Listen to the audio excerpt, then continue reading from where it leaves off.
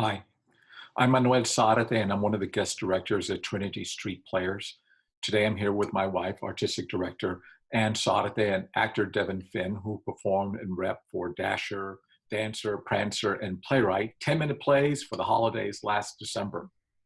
Today we'll be reading a new script from Dallas playwright Franky Gonzalez. Letter to My Brother by Franky Gonzalez, dedicated to D.A. Garcia. Characters: boxer, Devin; coach, Anne.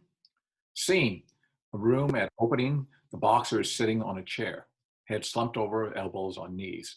His coach walks in. You ready? Give me a bit. You got 5 minutes. Got it, coach. Coach exits. Boxer sighs.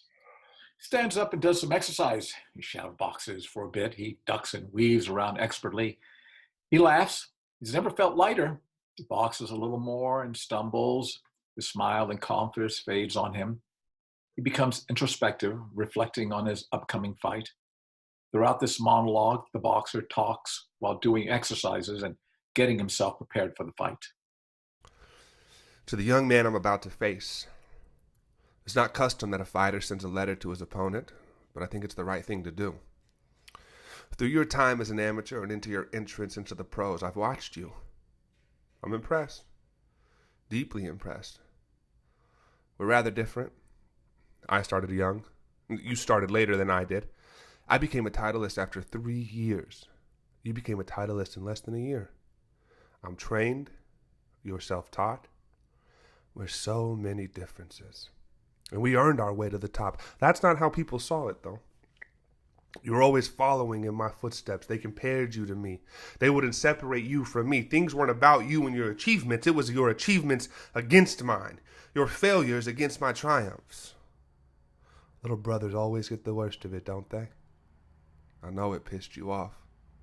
You hated the idea of being in my shadow. They couldn't see the prodigy who took a title after 6 fights. They only saw my younger brother. Never you. Time changes things, though. We fought in the same arenas. You fought my undercards at first, but you became a main event soon after you turned pro. We both had titles. You had your own fans. You had people clamoring to fight you. You were your own man, at last. And soon, comparisons to me became arguments about who'd win if we faced off. They called it the fight of the decade. You were southpaw, I was orthodox. I was a veteran and proven. You were young and gifted. I was slow and methodical. You were like lightning. They said, experience against talent, champ against champ. It'd be a Cinderella story. It'd be a war. It'd be everything under the sun. They called for the fight. They demanded the fight. I avoided it. I had good reasons. I had a mandatory opponent. I got injured. I put it off. They said I was ducking the fight. I didn't give them anything. No reaction. I knew this game. They weren't going to get me. They turned to you. Why weren't you calling for the fight? Why were you fighting mediocre talents? You were a paper champ. You weren't real. They said you were going to always live under my shadow. Our fight sold out in 2 days. My coach and I studied the tapes. We came up with a plan, found your weaknesses, told me not to load up the uppercut. You'd take me down if I did that. We trained. We practiced. We're here. I'm going to destroy you. So let me take you through how this will be.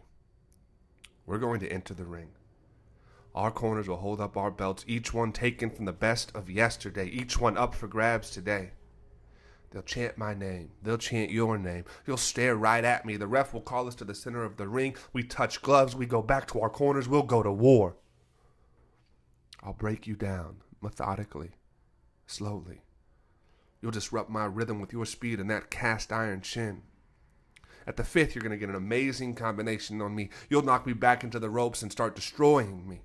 Everything, every moment, every time I pissed you off would be in that mauling you'll be giving me. Each time they said you were following me instead of going on your own path, it'll be in those combinations. I realize why you chose to be a southpaw in those punches. I get you onto the face as if by luck, and you fall back. It's a knockdown. I had to remind you just what the hell you're facing. The crowd is eating this shit up. We're going to start the 12th round. Coach says your guard is down. Now's the time. Don't load the fucking uppercut. Just handle business. I'm sluggish now. You are too. You're finally getting worn out, and I see it.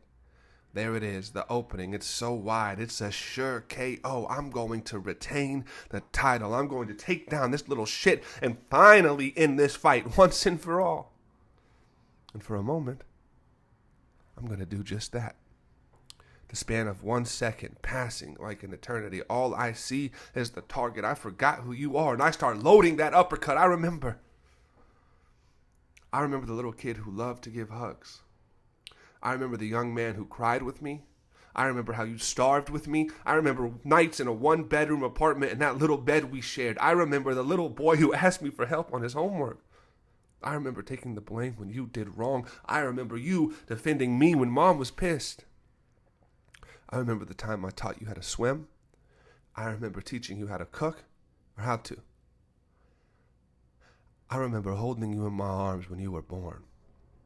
I remember my brother, the man who walked beside me, never in my shadow. I'll load a second too long. Gotta fucking hate nostalgia. I'll load a second too long. Damn. I can't feel my legs. I'm crying. I'm crying so fucking hard. They'll rush me to the hospital. I'm still crying, and they'll find out I was dehydrated from overexertion. I'll ask that the doctors not reveal that information. I'll beg my coach not to tell the press. Don't tell anyone what happened. Don't take away my brother's victory. They'll do as I ask. I'll cry the whole night away. The press will speculate on why I cried so much that night. They'll say it was because of the beating. They'll say it was because of my losing to a much younger opponent. They'll say a lot of things. Fuckers. Can't see a damn thing, can they? What man wouldn't be proud of his little brother becoming the undisputed champ? That's how this fight will go. Don't blow this shot, kid. Your opponent is a hard-ass motherfucker. Give him all you got. With all respect, your older brother. I'm so proud of you, kid. No matter what. We gotta go. Right. You ready? Yeah. You look like shit. Always. Need water? Nah. Didn't overexert yourself. You know, I never do. Yeah, you lazy good for nothing. Let's go. Boxer gets up. He wobbles slightly and sighs deeply. The coach can tell something's wrong.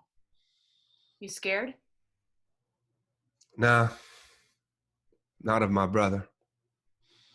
Silence. The coach understands and nods at the boxer. Good man. Let's go. They exit. Blackout. End of play.